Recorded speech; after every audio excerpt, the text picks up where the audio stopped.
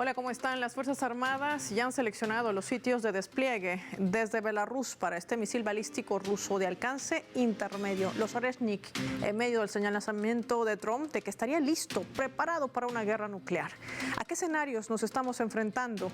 Así inicia el mapa. Bienvenidos.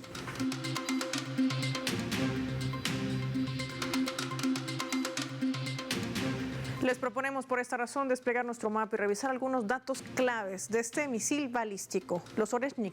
Veamos lo que ha preparado también nuestra producción, que tiene que ver con el despliegue de este potencial misil de largo alcance que tiene garantías para resguardar la seguridad de Rusia, es lo que han declarado también sus autoridades. Vamos a revisar en el despliegue de nuestro mapa, por supuesto, la capacidad que tiene justamente los Oreshnik, ya que el presidente Vladimir Putin anunciaba que Moscú no solamente ha comenzado la producción en serie de este misil hipersónico, sino que este ya ha entrado en servicio de las tropas rusas. De igual modo, ha destacado que los especialistas militares de Belarus y los rusos han elegido una ubicación para las futuras posiciones. Se espera entonces que las mismas empiecen a desplegarse a finales de este año, quizás mucho más antes, decía en este encuentro con su homólogo Alexander Lukashenko. Oreshnik es un misil balístico de fabricación rusa que tiene un alcance de hasta 5.000 kilómetros. Puede transportar una carga útil hipersónica no nuclear con ojivas que atacan objetivos a Mach 10, es decir, 12.300 kilómetros por hora, lo que dificulta su intercepción debido al sistema de defensas aéreas que en su mayoría mantienen o contemplan los países aliados de la OTAN. Sus ojivas, en total 6 guiadas de manera individual en su sección, lo que otorga un total de 36 impactos. Ha sido desarrollado por el Instituto de Tecnología Térmica de Moscú, especializado en misiles más pequeños de combustible sólido lanzados desde plataformas móviles. Hay que recordar que el Oreshnik ya fue utilizado por primera vez en noviembre del 2024, cuando se lanzó contra una fábrica en Dnipro, en Ucrania.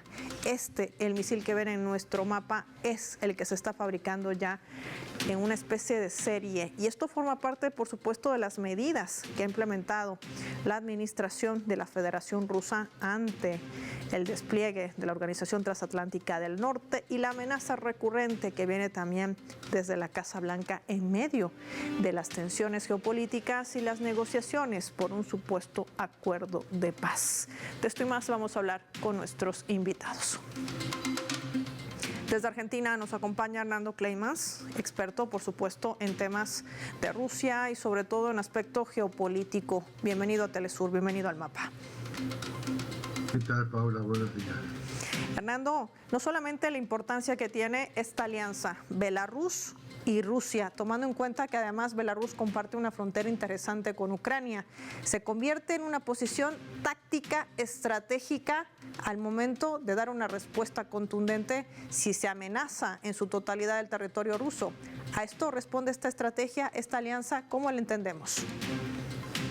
Bueno, en principio el Oreshnik es como lo acabas de decir, es un misil de alcance medio, pero cubre toda Europa.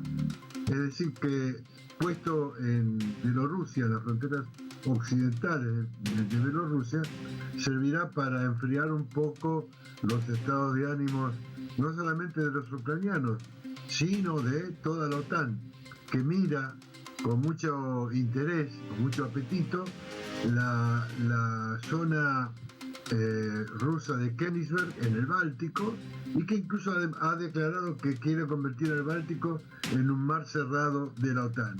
Es decir, contra estas bravuconadas de la OTAN en la parte norte de Europa responden estos misiles Oreshnik.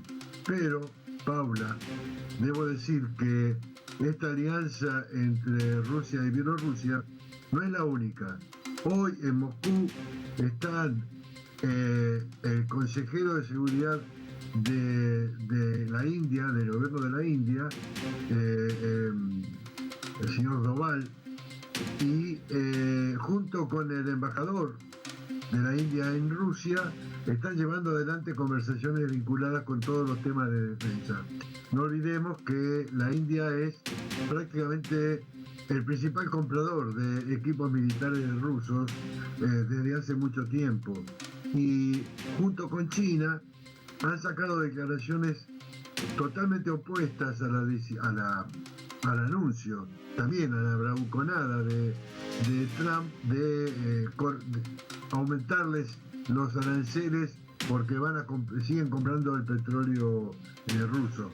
Entonces, digamos, el Oriesnik es uno de los elementos de este sistema, digamos, de defensa que Rusia y sus aliados, no solamente Bielorrusia, están implementando en función de defenderse de estas bravuconadas y de estas acciones netamente agresivas, tanto de la OTAN como del propio gobierno norteamericano. Interesante lo que plantea Hernando, porque además nos ayuda a entender este mapa prácticamente partido en dos. Rusia con alianzas estratégicas, no solamente con Belarus, con China, con Irán, sino también el hecho de presionar a la práctica de chantaje que implementa la administración de Trump, Hernando, hacia la India, otro potencial nuclear en el planeta, que quizás está escudando sus medidas coercitivas o su campaña arancelaria, esa guerra que ha lanzado contra varios países en el mundo que no cumplen las directrices de Washington. ¿Qué va a implicar esta balanza al final del camino? ¿A qué escenario en realidad se enfrenta el planeta cuando ya Trump habla de manera abierta que estaría listo para una guerra nuclear? Bueno, en principio todo el mundo entiende sin ninguna duda que una guerra nuclear hoy es el fin. El fin. No hay, después de una guerra nuclear no hay nada. Se acaba el planeta. Esto lo entienden. Por eso son muy peligrosas estas bravatas, estos arranques casi histéricos de la OTAN y de Trump, en el sentido de amenazar a países que son potencias nucleares. Y no nos olvidemos, Paula, que tanto Rusia como la India, como China, como Irán, como Turquía, etcétera, forman parte de una organización, que es la Organización de Cooperación de Shanghái, que a diferencia de los BRICS, no es económica. La Organización de Cooperación de Shanghái es una organización creada por prácticamente todos los países asiáticos y algunos europeos como Bielorrusia y algunos asociados como Cuba, para ejercitar el sistema de defensa. Ahora, en estos momentos, se está desarrollando un importante ejercicios navales de China y Rusia en el mar de China, pero hasta hace muy poco tiempo atrás en estos ejercicios participaban la India, participaba Irán. Entonces,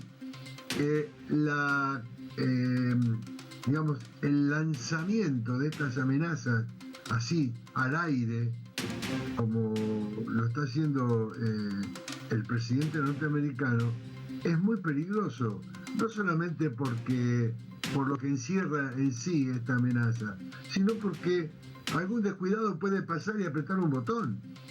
Y esto hoy no se perdona. Si están todos los sistemas de defensa en alerta.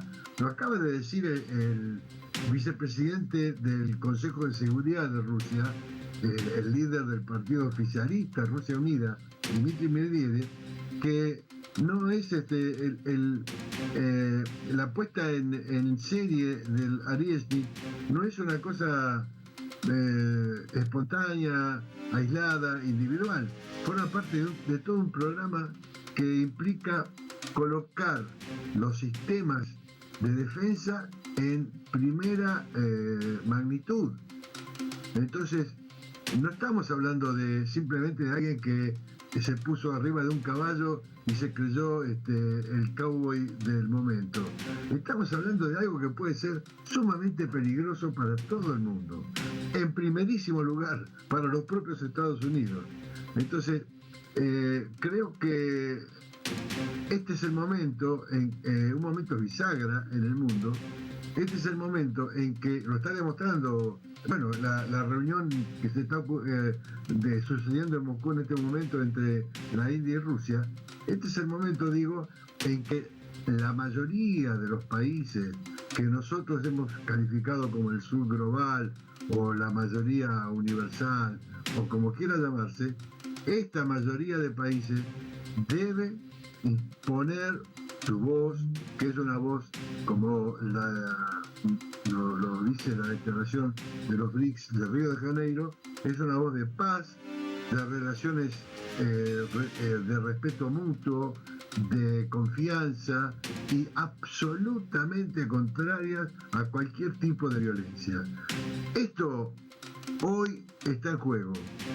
¿Qué es lo que, hasta dónde puede llegar esta locura? Bueno, Paula, yo recuerdo, soy viejo, así que recuerdo la crisis del Caribe en el 62, con los cohetes, con los misiles rusos en La Habana y las amenazas del gobierno norteamericano. Y lo que pasa es que uno no recuerda la primera parte de esa crisis. Los misiles rusos en Cuba fueron instalados después que Estados Unidos y la OTAN instaló los misiles Júpiter en Italia y en Turquía. Y esos misiles no estaban dirigidos a un sistema de defensa, estaban apuntando directamente a todo lo que en ese momento era el campo socialista y en primer lugar a la Unión Soviética.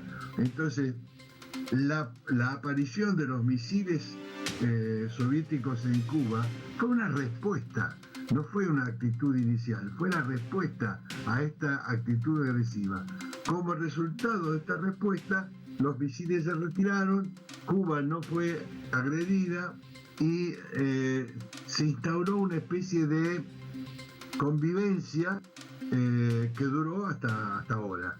Entonces, yo no excluyo la posibilidad de que ocurra algo similar. Y te digo para finalizar, un experto militar ruso, Alexander Stepanov, que además es de ser consejero militar en academias del Estado en Rusia, es uno de los directivos del Instituto de América Latina de la Academia de Ciencias de Rusia, anotaba que la producción en serie de los Ariesnik abre la posibilidad de una exportación de los misiles y que América Latina y el Caribe serían un lugar muy apropiado para su instalación. Bueno, son expresiones. Ahora, ¿hasta qué punto esas expresiones de un experto militar del calibre de Stepanov no tienen relación con una política de Estado, especialmente en Rusia? Habría que averiguarlo. Pero en fin, estos son los momentos. Esta es la situación. De esta situación habría que entender qué salidas hay para este momento bisagra, como califica Hernando Clemans, a lo que está atravesando el planeta. Cuando inclusive Donald Trump esta jornada sobre el techo de la Casa Blanca hacía bromas señalando de que estaba construyendo las instalaciones para el lanzamiento de misiles nucleares.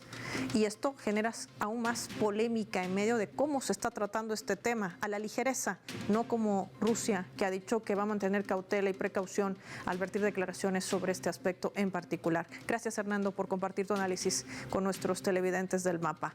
Marquemos nosotros una pausa. Al regreso, vamos a explorar estos otros escenarios. ¿Hay posibilidad de diálogo, de frenar esta situación? Lo vemos al regreso, no sin antes revisar nuestra escala.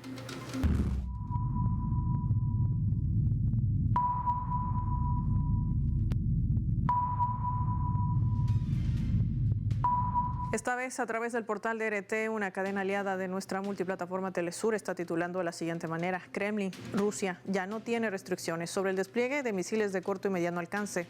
El Ministerio de Exteriores de Rusia ha comunicado que Moscú ya no se antepone a restricciones respecto al despliegue de misiles de corto y medio alcance, debido a que la situación se desarrolla hacia el despliegue de misiles balísticos estadounidenses de este tipo en Europa y la región de Asia-Pacífico. Como resultado de estas acciones de Occidente cerca de las fronteras rusas, aparece y se intensifica la potencialidad de misiles desestabilizadores que suponen una amenaza directa a la seguridad de Rusia.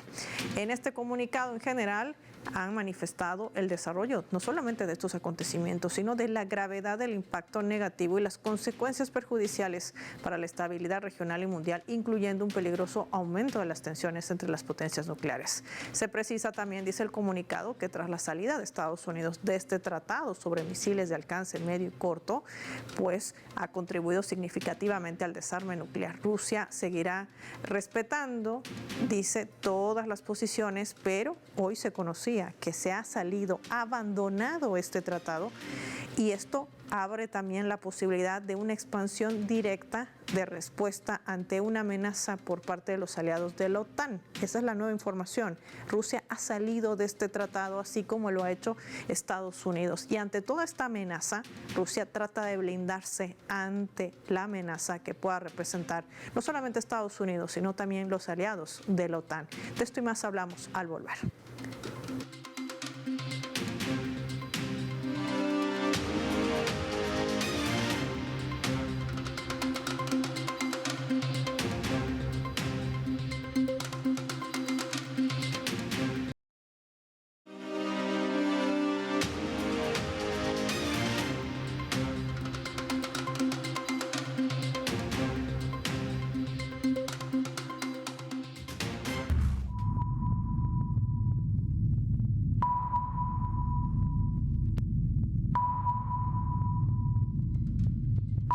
Vamos a sumar otro elemento también para el análisis a través de la fotografía. El que ven allí es el enviado especial de Estados Unidos para tratar de entablar negociaciones con el presidente de Rusia, Vladimir Putin, Steve Witkoff.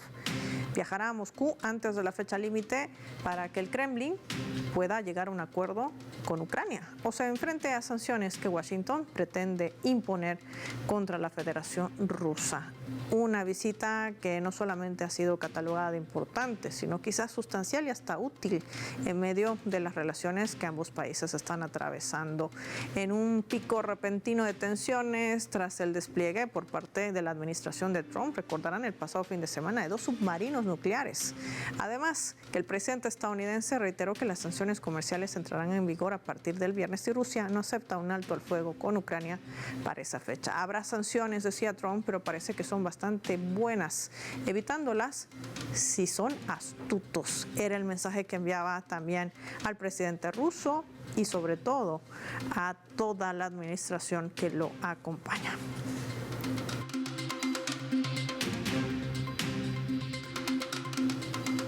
Analicemos este escenario. Para ello nos acompaña desde la Argentina Cristian Lamesa, analista geopolítico. Cristian, qué placer tenerte en el mapa de Telesur. Bienvenido. El placer es mío, Paola, estar con vos y con la audiencia de Telesur. Nos decía nuestro anterior invitado que estamos en un momento bisagra, en medio de tensiones donde ya se habla de una guerra nuclear. Es más, hay expertos que dicen que ya hemos ingresado a una. ¿Qué posibilidad, qué escenario se abre para tratar de frenar toda esta situación? Rusia se reúne con la India, pero también Donald Trump envía a su enviado especial en medio de las amenazas. Despliegue de estos buques nucleares, despliegue también de armamento nuclear, es decir, en medio de todo el chantaje geopolítico, pero también en medio de todo la posibilidad de llegar a un diálogo. ¿Es posible? ¿Estamos aún a tiempo? ¿Cómo analizar estos movimientos? Bueno, Paola, yo creo que en realidad en esta especie de tercera guerra mundial ya hemos ingresado hace tiempo y hemos ingresado de la mano del globalismo otanista con Joe Biden, ese decrépito presidente que nos tuvo realmente muy cerca de una tercera guerra mundial. Creo que los coletazos de eso aún se sienten.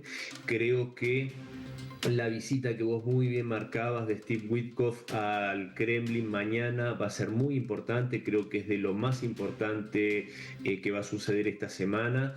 Y esto no lo digo yo solamente, lo dijo así el vocero del presidente Putin, Peskov, que dijo que siempre la visita de Witkoff era muy bienvenida a Rusia y muy constructiva.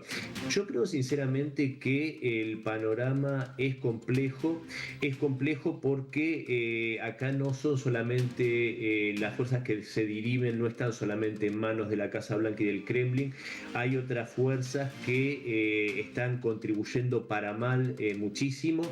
El más notorio de ellos es yo diría sin temor a equivocarme, canciller alemán Merz, que parece querer honrar la memoria de su abuelo nacionalsocialista y que realmente están tomando medidas y están amenazando con cuestiones muy, muy peligrosas, como esto que se habló de los misiles Taurus, de proveer al régimen de Kiev de estos misiles Taurus. Preguntémonos qué sucedería si esto finalmente se concreta y es atacado Moscú en profundidad con este armamento alemán. Sin duda una respuesta contundente y en el terreno bélico de Moscú contra Berlín.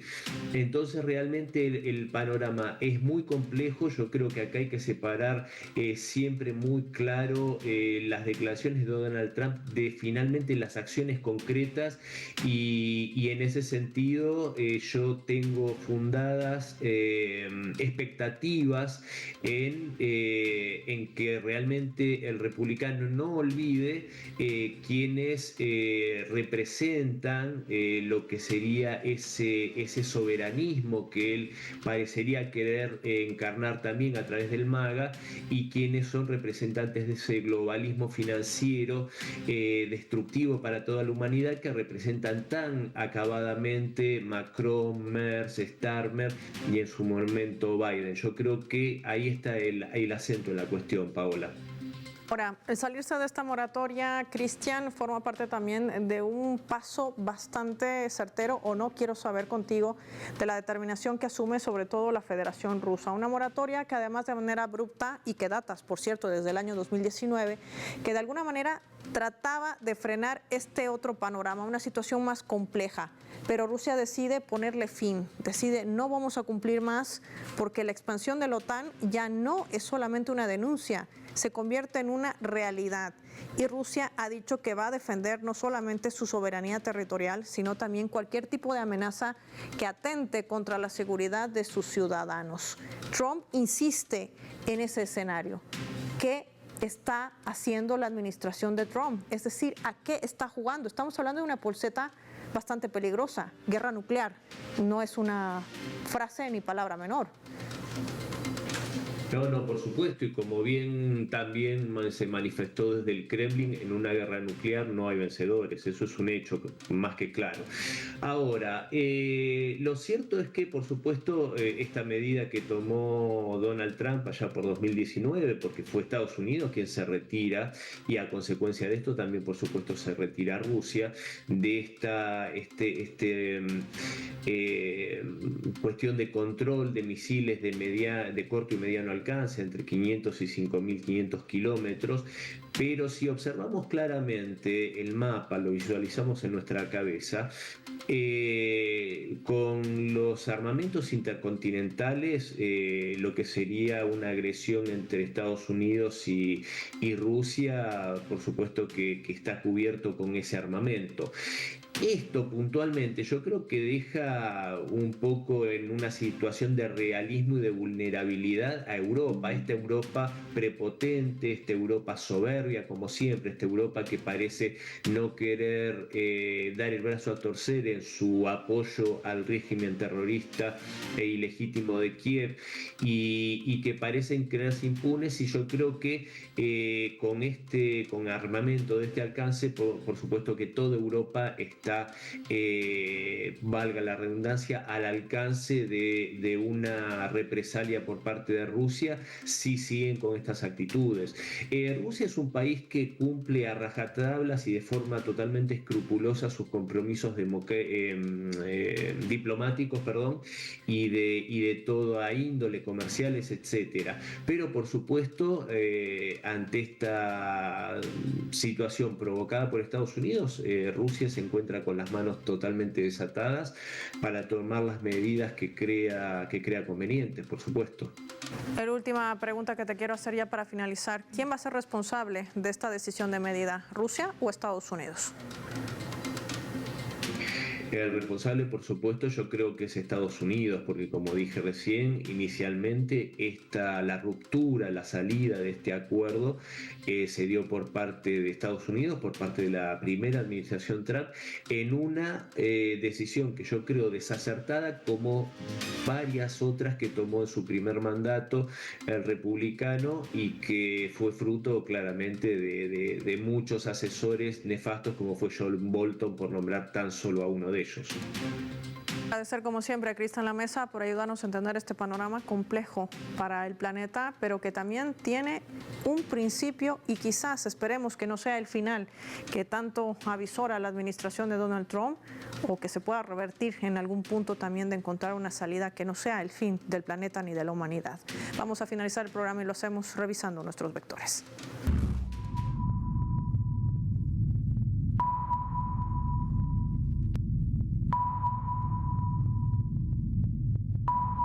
Nuestro radar en el mapa hoy nos refleja las 3 claves sobre este tema. 1. Belarus. La elección de Belarus para el lanzamiento de estos misiles Oreshnik es estratégico.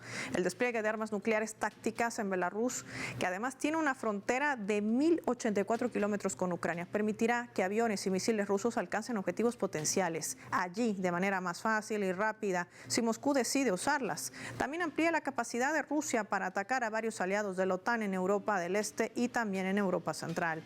2. Negociación. Aunque el enviado de Trump, Steve Witkoff, se reúna este miércoles con el presidente ruso y se trate de llegar a un acuerdo, esto no va a frenar que Rusia se blinde ante la expansión de esta organización transatlántica. El que Rusia haya decidido abandonar la moratoria al despliegue de misiles de corto y medio alcance es prueba de ello, que data desde ese 2019 para poder responder a lo que ha denominado acciones desestabilizadoras de Estados Unidos y de la OTAN en el ámbito estratégico. 3. Guerra nuclear. Trump ha señalado que está listo para una guerra nuclear. Hay expertos que aseguran que ya estamos entrando en esta fase y esto abre escenarios peligrosos en medio de las presiones políticas que además no son casuales.